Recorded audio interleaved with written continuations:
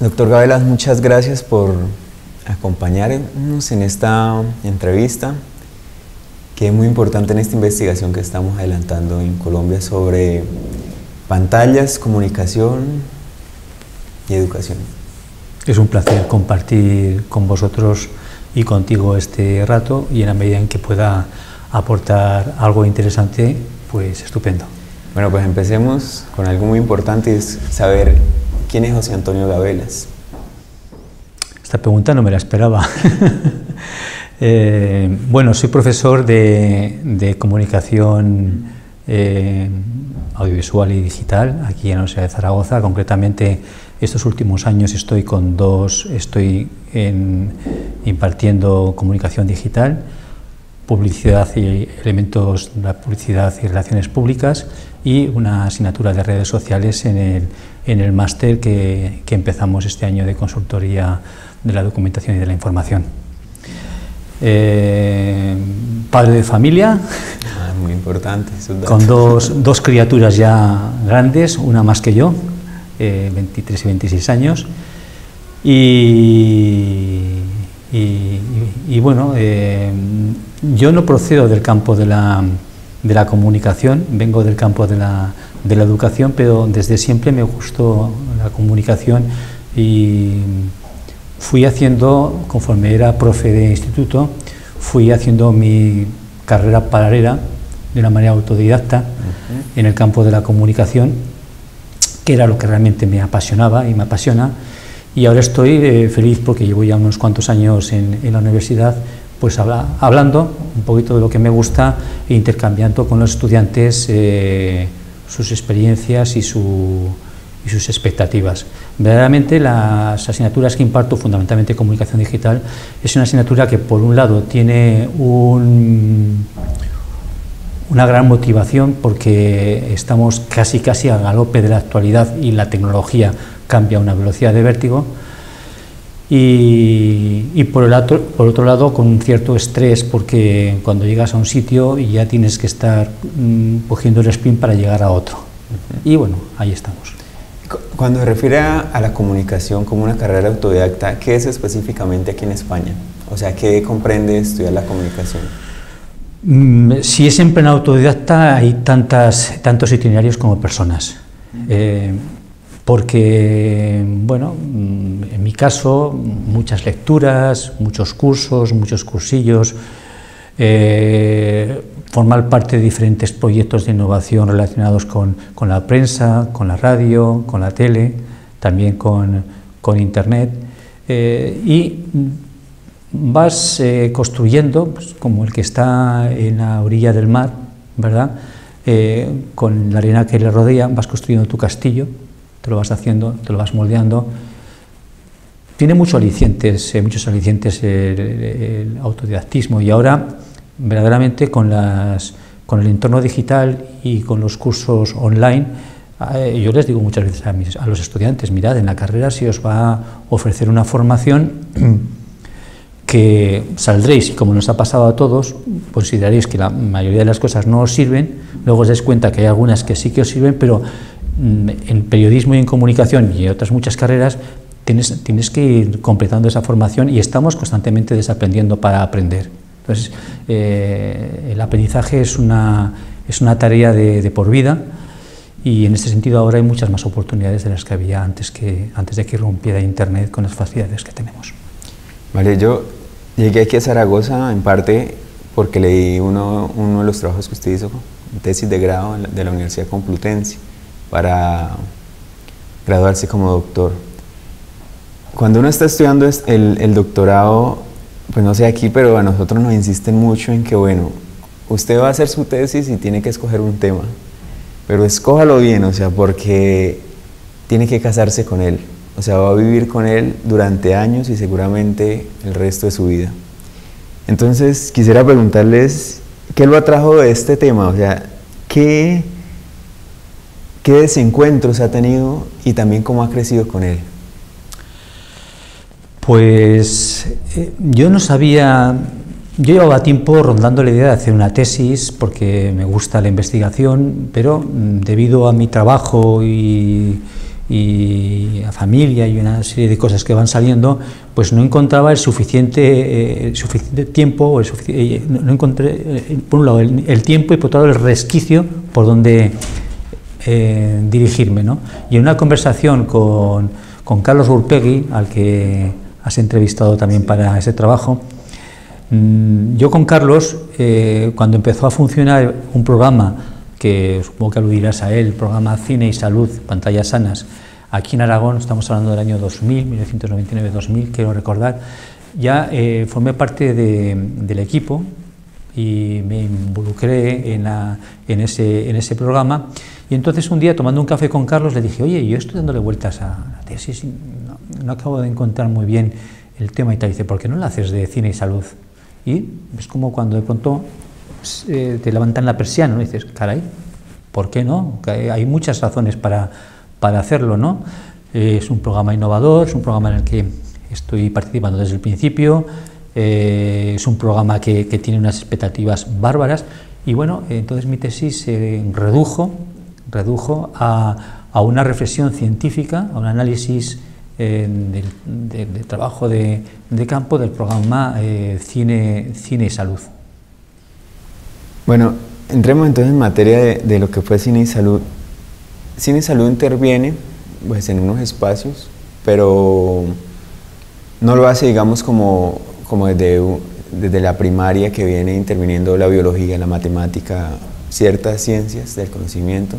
La comunicación, de todas formas, sigue paralela y la vemos extra clase todo el tiempo, más ahorita que, bueno, vamos a entrar a hablar de otros aspectos, pero como un programa como Cine y Salud, a través de esta iniciativa Pantallas Sanas, aporta a los estudiantes, en qué modifica sus relaciones, en esta tesis, ¿qué encuentra usted como de valioso de estos programas que uno intenta desde varias perspectivas?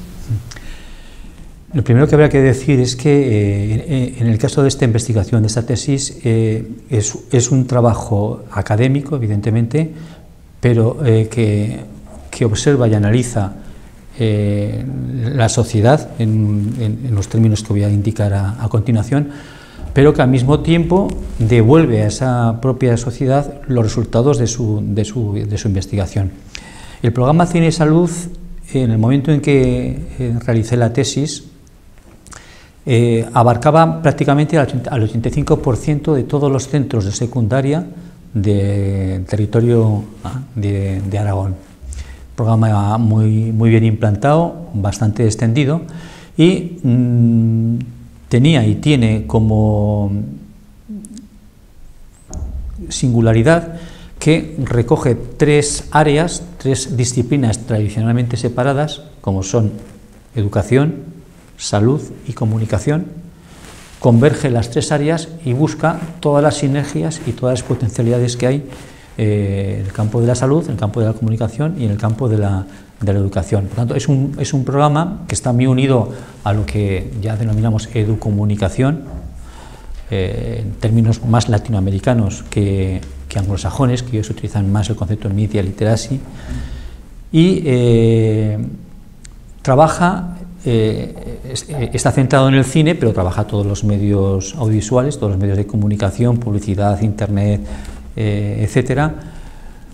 Intenta explorar qué es lo que ocurre cuando los jóvenes, que está centrado básicamente en adolescentes, de 12 a 17, 18, aunque en estos últimos años también se abrió a la edad de los 10 hasta los 12, ¿no? ¿Qué es lo que ocurre cuando los adolescentes se ponen a producir una historia audiovisual o una historia digital?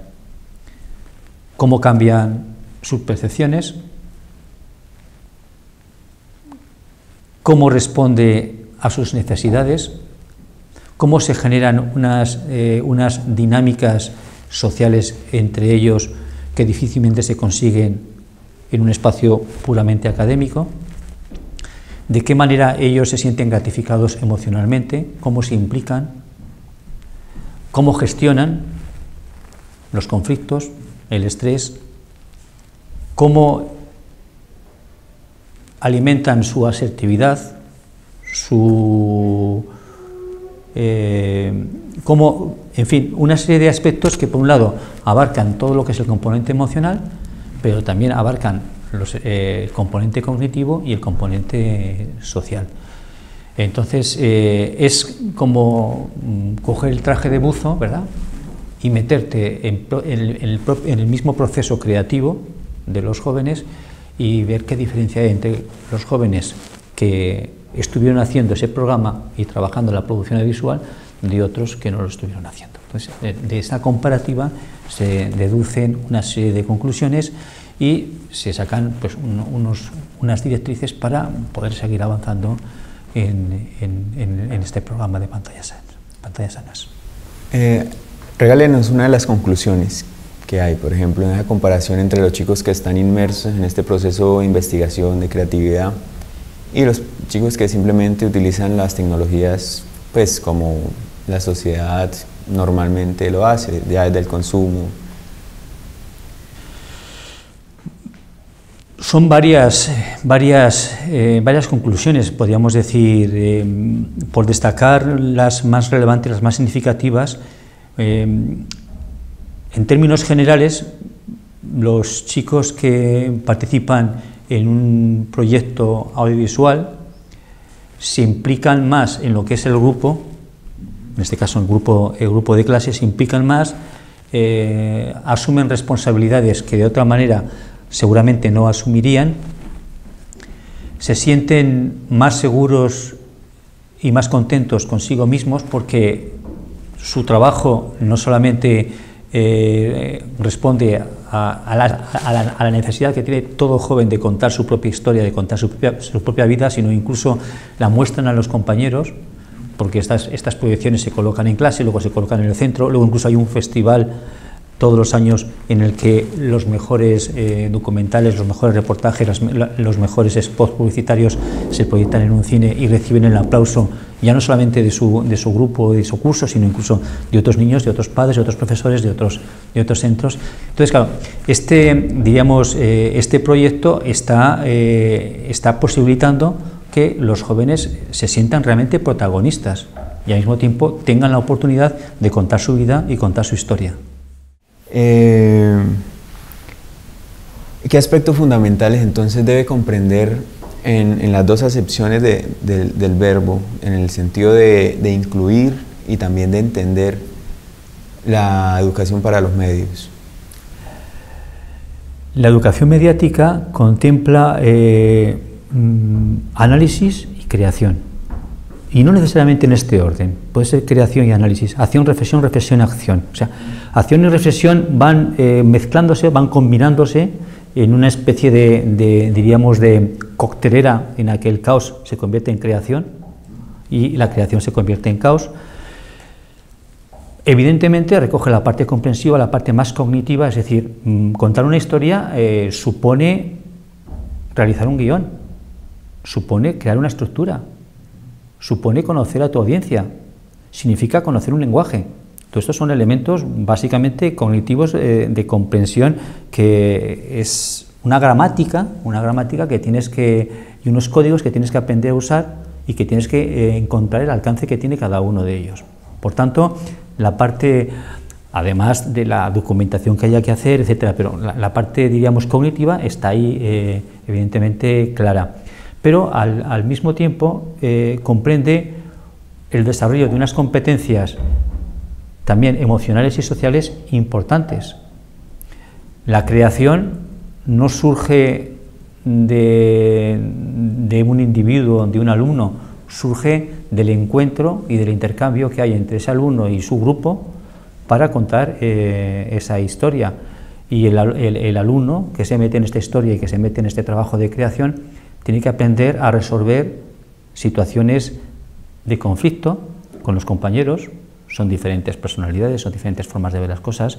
Tienen que gestionar una planificación, hay que quedar a una hora, hay que preparar unos materiales, hay que ser responsables, hay que ser puntuales, etc. Es una gestión de recursos y una planificación que es importante, y al mismo tiempo comprende una reflexión para hacer la expresión, una reflexión de lo que es lo que son sus necesidades, lo que es su historia, su vida, su contexto social y vivencial, comunicarlo a otras personas de una manera, digamos, singular, creativa. Por tanto, yo creo que las dos dimensiones, la dimensión analítica, cognitiva, y la dimensión más creativa, emocional, están tan unidas como lo están en nuestro propio cerebro, que como bien sabemos tenemos dos hemisferios, pero que hay una gran zona, ese campo calloso que se llama, ¿no?, en el que los puentes están permanentemente en conexión. Bueno, y viendo esto, o sea, todas estas posibilidades que ofrece la creatividad audiovisual, la investigación, desde la producción de contenidos pues, para las pantallas, ¿por qué cree que, a pesar de que es una realidad el consumo excesivo prácticamente que tienen los niños, la juventud, los adultos, todas las sociedades en casi todas las partes del planeta, por qué la educación insiste o se niega a aceptar la exploración de estos lenguajes y sigue como entronizando al libro como única fuente del saber prácticamente? No es una novedad esto, ha pasado siempre con todos los inventos, desde cuando apareció el fuego. Inicialmente el fuego producía miedo, luego se dieron cuenta que también producía calor y que era necesario para sobrevivir, ¿no? Con las tecnologías ha ocurrido lo mismo. Las tecnologías, es curioso, tienen todas como un mismo ciclo, Hay un momento en el que se produce la fascinación. ¿Quién no recuerda su primer smartphone, por ejemplo, o su primer ordenador de pantalla fina? Te sientes fascinado por la tecnología y en esa fascinación el tiempo desaparece y te conviertes en una especie de cordón umbilical emocional con el propio artefacto, ¿no? Luego pasa el tiempo y colocas, no siempre, cada cosa en su sitio. Entonces, el libro, pensemos que fueron 500 años de libro. Desde que apareció la imprenta hasta que irrumpiera Internet, más o menos pasaron 500 años, eso que algunos llaman la galaxia Gutenberg, ¿no? Sí. Y el libro de la imprenta fue un inventazo, por muchos motivos, ¿no? Al principio no podemos olvidar que la lectura era una lectura para ser oída, se leía en voz alta. Luego la burguesía fue creciendo, les empezó a sobrar tiempo y empezaron a disfrutar del placer de la lectura silenciosa. O sea, pasamos de una lectura para ser oída a una lectura para ser vista, con todo lo que significa esto de interiorización e individualismo, ¿no? Y así fueron 500 años. Se plasmaron las normas, se fijó la escritura, se fijó la memoria, se fijó la normativa con una gramática. De pronto aparece Internet, irrumpe Internet, aparece la tecnología, aparece el entorno digital. ¿Y qué ha ocurrido con todo lo anterior? Mao Lujan lo dejó claro, esto no se trata de romper con lo anterior, sino los medios se suman, se produce una operación de adicción, no de ruptura con los medios anteriores, ¿no? Entonces el libro, y concretamente en la escuela, ha marcado carácter y ha sido el principio de autoridad durante muchos años. Ahora, ¿qué pasa? Que ya no lo es. O yo diría, malo si lo sigue siendo. Es decir, el libro, desde luego, tiene su función, el maestro tiene su función. Cuidado, no se trata ahora de desplazar al maestro. El maestro es, el alumno y el maestro son los dos pilares de la educación, no lo podemos olvidar. Todo lo demás puede ser mediación, puede ser contexto, puede ser herramienta, puede ser entorno, incluso si me apuras, te diría, pero los sujetos, donde pivota el proceso siempre educativo y también comunicativo, es entre, en el caso de que sea educativo, maestro, alumno, y en el caso que sea comunicación, emisores o prosúmeres, ahora, audiencias, ¿vale? Entonces, hay muchas reticencias, hay muchos frenos, tiene que haber un cambio de chip importante por parte de muchos docentes, hay falta de preparación, sigue habiendo miedo. Podríamos hacer un análisis muy detallado de por qué, ¿verdad?, las escuelas y el 90% de los planes en los que se han implantado las tecnologías en la escuela han sido planes mal planteados. Nosotros, a lo mejor luego iremos a esto, defendemos una alternativa, no nos gusta hablar de TIC, de tecnologías de la información y de la comunicación, porque es una T enorme, y luego Una I que se convierte en una cosa pequeñita y que no es más que acumulación de datos, ¿eh?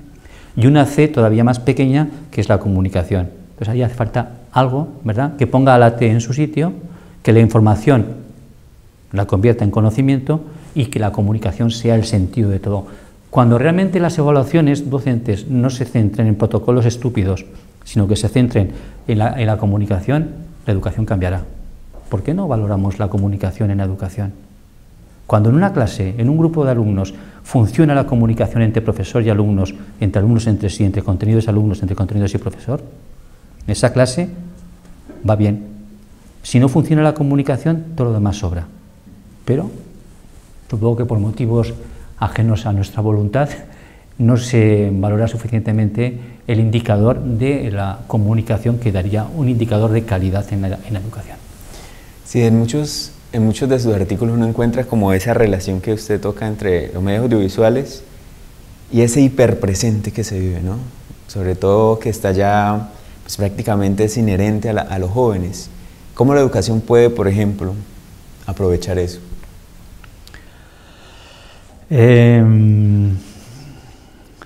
A ver, el presentismo y el hiperpresente, tengo algunos alumnos que me hacen mucha gracia porque me mandan un correo, a lo mejor me lo mandan a las 11:30 o 12 de la noche, y para una tutoría o alguna duda, y se me presentan al día siguiente a las 10 de la mañana. Y les digo, no contaba con que vinieras. Es que te mandé un correo, pero ¿cuándo me lo mandaste? O a lo mejor un domingo o un sábado, ¿no? Hace 5 o 6 horas, ¿vale? Es una anécdota que yo creo que describe un poco el ritmo en el que vive ahora la juventud. O sea, es para allá, todo tiene que ser para allá, ¿no? Y las cosas, pues para bien y para mal, no funcionan así. Hay un tiempo para todo y todo requiere su tiempo. Entonces, si tú me preguntas cómo podríamos propiciar un ambiente de aprendizaje en el que lo hiperpresente o lo presente, lo inmediato, se convierta en parte del proceso, que yo entender que la pregunta iba por ahí, ¿no? Sí. Evidentemente, tenemos dos caminos. Uno, utilizar la tecnología. Dos, no utilizarla. ¿Qué pasa? ¿Que si no la utilizamos, eso no se consigue? Sí, se puede conseguir. Solamente es cuestión de que sepas, de que tengas los recursos humanos suficientes tú como profesor para empatizar con ese alumno y hacer que lo que tú le estás contando le interese. Una historia bien contada es un presente continuo. Una historia bien contada. Una historia que no conecta es pasado. Además, lo puedes hacer con la tecnología, evidentemente sí, también. Te puede servir de diferentes herramientas. Hay ahora un software y hay unos programas prácticamente para todo, para ver un documento compartido, para trabajar con diferentes imágenes en tiempo real. Ahora tienes Periscope, tienes un montón de herramientas que claro, se pueden integrar, pero desde un planteamiento, porque si no nos quedamos en el puro instrumentalismo. Esto es de las cosas que nosotros criticamos cuando proponemos el discurso TRIC frente a las TIC. Ya. También ustedes han investigado con la doctora Carmen Marta sobre, por ejemplo, la diferencia que hay entre consumos entre los chicos de zonas urbanas y los chicos de zonas rurales. A mí me interesa mucho esto porque yo he trabajado ya hace prácticamente 8 años en zonas rurales, sobre todo. ¿Qué diferencias hay entre estos consumos? Y la pregunta sobre todo que me interesa que me responda a profundidad es si tiene algún valor, por ejemplo, trabajar en la zona rural, llevarles la educomunicación cuando ellos pues están un poco no tan consumidos en el consumo, por decirlo así redundantemente, de estas tecnologías. Nosotros el trabajo que hicimos fue en el año 2007-2008, fue un trabajo, una investigación que no es representativa porque fue muy acotada en Aragón a 129 familias, 129 entrevistas en profundidad a padres, padres y madres que tenían hijos en edades escolares, básicamente, ¿no? Y que estaba enfocada a ver qué es lo que hacían, qué es lo que ocurría en casa con las diferentes pantallas, dispositivos, etcétera, ¿no? Estamos hablando de 2007-2008, ¿no? Y lo hicimos en las 3 ciudades, Zaragoza, Huesca y Teruel, de España, y en varios pueblos de cada una de las ciudades, ¿no? Ahora seguramente la situación ha cambiado mucho, porque estamos casi 10 años después, ¿no? Claro, aparece el smartphone.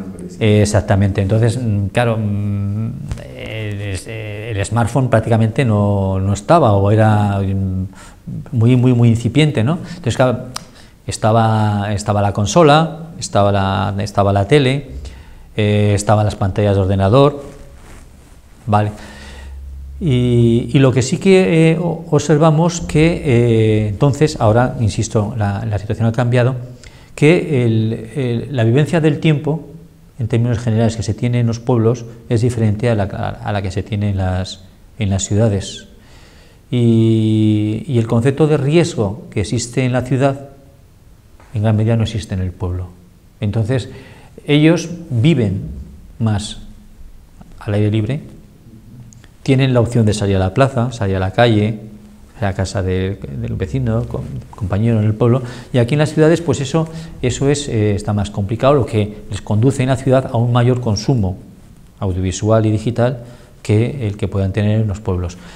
Ahora habría que volver a hacer esa investigación, porque además es una pena que siempre que se hacen estudios, o casi siempre que se hacen estudios de consumos, se contempla básicamente el entorno urbano, pero no se contempla el entorno rural, y la comparativa entre el entorno urbano y el entorno rural es muy importante. No olvidemos que en la medida en que discriminemos esta comparativa y que nos centremos solamente en urbano, estamos facilitando o favoreciendo una brecha, una brecha que acompañaría la brecha digital que tiene pues diferentes acepciones. No hablamos solamente de los conectados y no conectados, porque ¿cuántos hay conectados no alfabetizados?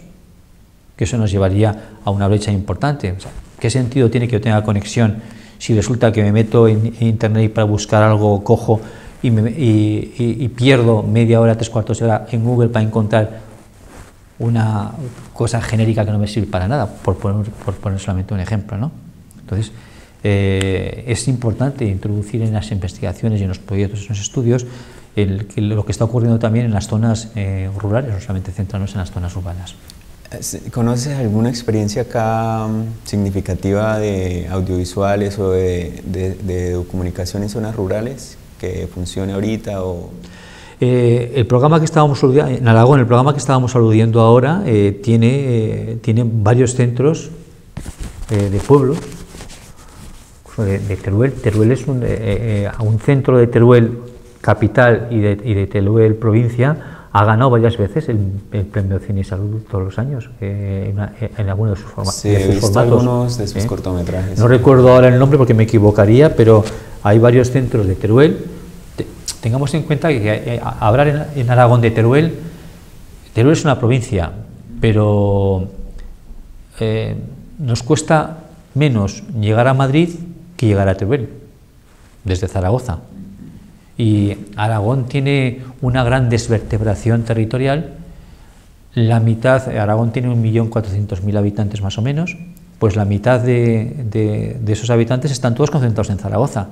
Entonces, de alguna manera, Teruel, aunque sea ciudad, es pueblo. Entonces, tiene ese carácter, diríamos, rural, ¿no? Entonces, estoy diciendo que varios, hay 2-3 institutos de Teruel que han ganado varias veces el premio Cine y Salud. Luego hay otras iniciativas en Huesca, también hay iniciativas alrededor del cine, que se trabaja días de cine, creo que se llama el programa, que se trabaja también bastante lo audiovisual y abarca a varios institutos de pueblos de Huesca, aparte de la ciudad. Y en principio, saliendo de Aragón, en España hay también iniciativas. Dramagic es una cooperativa que llevan varias décadas, 2 o 3 décadas trabajando el cine, pues también lo trabajan en diferentes centros escolares de ciudades y de pueblos de Cataluña. Por ejemplo, en el País Vasco también hay, bueno, en Galicia también hay, en Andalucía también hay. Es decir, todas las comunidades autónomas tienen sus programas con una mayor o menor implementación en las zonas rurales. Ya. Pues ya como para ir cerrando esto, yo quisiera que nos diera como unos consejos prácticamente, o unos atajos a los que estamos incursionando ahorita en estas investigaciones como educomunicadores. Yo diría que en el campo de la educomunicación ha faltado encontrar, y quizá falta todavía encontrar como un leitmotiv, como algo que realmente produzca una, diríamos, no una revolución, pero sí una importante sacudida para que la sociedad se dé cuenta de lo importante que es que todo comunicador, aunque no lo quiera, educa, y que mucho educador no comunica, y que justamente la educomunicación busca responder a las dos carencias, ¿no? Entonces, como digo, el campo de la educomunicación necesita encontrar, y a nosotros nos gustaría poner nuestro granito de arena en ese sentido. Es decir, por ejemplo, los ecologistas han encontrado el leitmotiv, que es el oxígeno. Si te falta el oxígeno, te falta todo. Los árboles dan oxígeno, el oxígeno hay que respetarlo, etc. O sea, funciona como una especie de, diríamos, entre comillas, solución a los problemas que hay de contaminación, de medio ambiente y tal, ¿no? Pues a lo mejor podemos hablar de que en el campo de la educomunicación el factor relacional es su oxígeno. Recuperemos el factor relacional desde lo que son y significan las habilidades sociales y emocionales, y exploremos el factor relacional desde el punto de vista sináptico y aprendamos del cerebro, que lo tenemos bien cerca, y veamos cómo funciona, para entender que ahora el conocimiento a lo mejor no es tan profundo como antes con la imprenta, pero sí tiene que ser en su superficialidad, estar más y mejor conectado. Bueno, ¿algo más que quisiera agregar, doctora? Pues no sé, me ha quedado también este último, que casi lo dejamos aquí. Bueno, entonces agradecerle muchísimo, doctor, por estas palabras que van a ser de mucha ayuda para estos trabajos que estamos empezando a sistematizar en Colombia.